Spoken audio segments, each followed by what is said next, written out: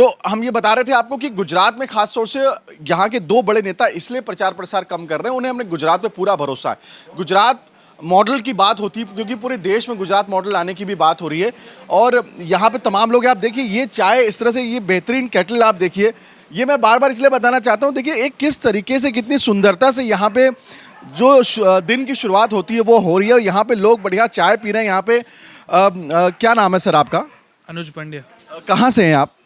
अहमदाबाद भोपाल से। अरे सुबह सुबह 6 सवा 6 बज रहे हैं एकदम, आप आके यहाँ पे बैग वैग लेके चाय पी रहे हैं। तो क्या आप कहीं अपने ऑफिस से आ रहे हैं या सीधे घर से निकल के आ रहे हैं? अभी ऑफिस से ही आ रहा हूँ मैं। तो ये जो पूरा इलाका है, ये कमर्शियल इलाका है, यहाँ पे नाइट शिफ्ट भी चलती है? हाँ, ये मैं तो वैसे भी प्रेस मीडिया में काम करता हूँ, तो जाहिर सी बात है कि नाइट शिफ्ट खत्म हुई, अभी आया हूँ मैं। देखिए ये यहाँ की भी मीडिया, वो यहाँ पे भी वही पत्रकारिता का जो हमारे दिल्ली एनसीआर में या हम यूपी बिहार में कह सकते हैं कि रात भर काम होता है, यहाँ पे भी वही व्यवस्था है। और देखिए जब अपना काम खत्म करके जा रहे हैं तो ये सुबह सुबह निकल रहे हैं। अच्छा देखिए, मीडिया से हैं तो कहीं ना कहीं हम इनसे फिर राजनीतिक चर्चा तो करेंगे। तो आप किस अखबार में आप यहाँ काम करते हैं? दिव्य भास्कर। दिव्य भास्कर में आपको बताना चाहता हूँ, यहाँ पे गुजरात का एक नामी अखबार है यहाँ पे खास तौर से, और यहाँ का क्षेत्रीय अखबार है, जहाँ तक मैं समझ पाता हूँ यहाँ का क्षेत्रीय अखबार है। नहीं, वैसे पैन इंडिया में है जी। आउट ऑफ गुजरात ये दैनिक भास्कर के नाम से चलता है। महाराष्ट्र में दैनिक मराठी, दिव्य मराठी करके चलता है। गुजरात में वैसे ही दिव्य भास्कर के नाम से चलता है। दैनिक भास्कर, जैसे मैंने आपको बताया कि एक बड़ा समूह है, राजस्थान मध्य प्रदेश का ये समूह, यहाँ पे उसको दिव्य भास्कर के नाम से जाना जाता है।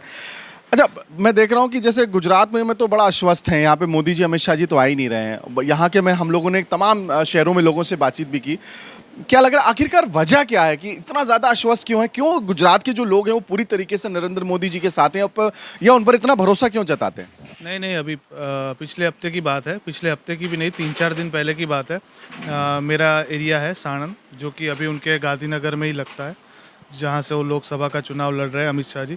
तो वहाँ पे थे, उन्होंने रैली की है। अभी भी इलेक्शन अभी दूर है, अभी भी उनके आना जाना तो उनका लगा ही रहता है, और गुजरात से जुड़े हुए हैं। वैसा कुछ नहीं है, हर फेस्टिवल होता है तो गुजरात में आते हैं। काइट फेस्टिवल होता है तो आके छत पे चढ़ के पतंग चगाते हैं।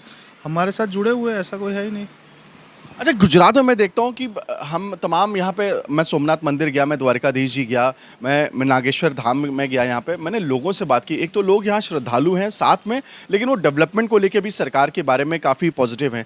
तो अगर, क्योंकि आप एक पत्रकार हैं, आम आदमी अक्सर जो है वो बड़ी जनरल बात ही बता पाता है, लेकिन आप एक पत्रकार हैं, तो अगर हम बात करें कि मुख्य रूप से उन्होंने क्या ऐसा डेवलपमेंट किया जिसकी धमक दिल्ली तक पहुँच गई? देखिए, अगर देखा जाए ना, तो गुजरात से दिल्ली का सफ़र अगर नरेंद्र मोदी का माना जाए, तो दिल्ली में जाने के बाद अगर पूरे इंडिया ने उनको प्यार दिया है, वोट दिए है भर के, तो उसी चक्कर में यही देख के दिए कि गुजरात का उन्होंने डेवलपमेंट अच्छे से किया है।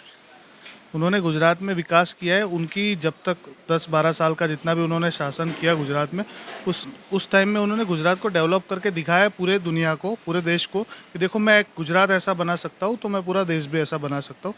इसीलिए उनको वोट दिया है। और हम देख रहे हैं कि पिछले 10 सालों में काफ़ी डेवलपमेंट हुआ है। अगर हम छोटी छोटी चीज़ों की बात करें तो उसमें भी डेवलपमेंट है। कॉरपोरेट सेक्टर की बात करें तो वहाँ पे भी डेवलपमेंट है।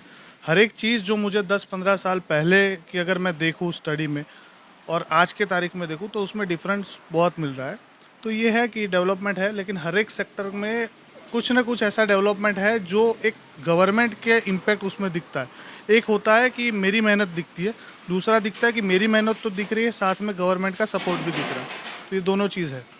अच्छा, एक बात खास तौर से हम यहाँ देखिए, गुजरात में लोग जागरूक हैं अपने सरकार के कामों के प्रति। और हाँ, हालांकि हम जिनसे बात कर रहे हैं पांड्या जी, ये पत्रकार हैं, तो इनके पास ज़मीनी स्तर की भी तमाम जानकारियां हैं, क्योंकि मीडिया के पास, क्योंकि वो सीधे रूबरू होती है वो खबरों से, जो लगातार हर रोज़ सरकार के जो उनके कई सारी योजनाएं होती हैं, इसलिए इनको ज़मीनी स्तर के बारे में जानकारी है। अच्छा, मैं देख रहा हूँ यहाँ पे ना पुलिस का बहुत ज़्यादा मैं देख रहा हूँ, कहीं पे वो बहुत सारी गाड़ियाँ नहीं लगी। मैं ट्रैफिक पुलिस को देखता हूँ, यहाँ हमें चौराहे पे नहीं मिलती। मैं मंदिरों में भी मैंने देखा कि बड़ा व्यवस्थित है ये। तो ये क्या हम बोले कि मोदी सरकार के बाद से लोगों में ये भावना, या गुजरात की मिट्टी में ही है कि व्यवस्थित रहते हैं, या क्या बोलना चाहेंगे आप? देखिए, मोदी जी का एक चीज़ था कि एक आपने अगर देखा हो क्लिप, तो दशहरे का टाइम था, कहीं पे इवेंट में थे, किसी ने, उन्होंने तिलक लगाया तो हाथ पोंछने के लिए पेपर नैपकिन उनको दिया, तो उन्होंने वो पेपर नैपकिन अपनी जेब में डाल दिया, ना कि कहीं पे छोड़ा। तो वो जो एक लीडर के अंदर जो क्वालिटी होती है ना, वो सबके अंदर आती है। आप अपने लीडर से इंस्पायर होते हो, आप उनकी सुनते हो, उनको देखते हो, वो जैसा करते हैं, जिस तरह से करते हैं। अगर वो बीच पे जाएंगे, कहीं पे कूड़ा कचरा मिलता है तो खुद साफ करेंगे। तो ये चीज़ लोग देखते हैं तो सीखते हैं उनसे। यही चीज़ है कि इस वजह से आपको ये जो चीज़ बोल रहे हो कि डिसिप्लिन देखने को मिलता है, तो हाँ, मेरा लीडर डेफिनेटली डिसिप्लिन में है, तो ऑडियंस भी पब्लिक भी डिसिप्लिन में रहेगी। अच्छा, एक बात, क्योंकि हम पत्रकार से बातचीत कर रहे हैं तो हम इनसे राजनीतिक मुद्दों के ऊपर खासतौर से बड़ा गहराई से भी बातचीत कर रहे हैं इनसे। पांड्या जी, 26 सीटें हैं गुजरात में। आप एक पत्रकार, 25 सीटें यहाँ पे, और यहाँ पे है 26, अब हो गई 25, एक तो बीजेपी की आ गई। जो निर्विरोध यहाँ से जो सूरत से, मुझे लगता है जो ये भी अपने आप में इकलौता पहला राज्य है जहाँ पे एक कांग्रेस के प्रत्याशी का नामांकन जब रद्द हो गया तो वहाँ पे वहाँ के सांसद को वहाँ पे अपने आप ही उनको जो है निर्विरोध चुन लिया गया। तो अब 25 सीटें बची, तो एक सीट तो जीत ली, पहली जीत तो हो चुकी भाजपा की। आपको क्या लगता है कितनी सीटें भाजपा जीतेगी गुजरात में? रिकॉर्ड रहा है 26 में से 26 आती है, रिकॉर्ड बरकरार रहेगा। तो आप देख सकते हैं रिकॉर्ड बरकरार रहेगा। और हमने पांड्या जी से बात की, आपका बहुत बहुत धन्यवाद। आपने बड़े डिटेल में हमारे दर्शकों को बात बताई और गुजरात के विषय में, और मोदी जी और खास तौर से समाज भारतीय जनता पार्टी के लिए, उसके लिए आपका बहुत बहुत धन्यवाद।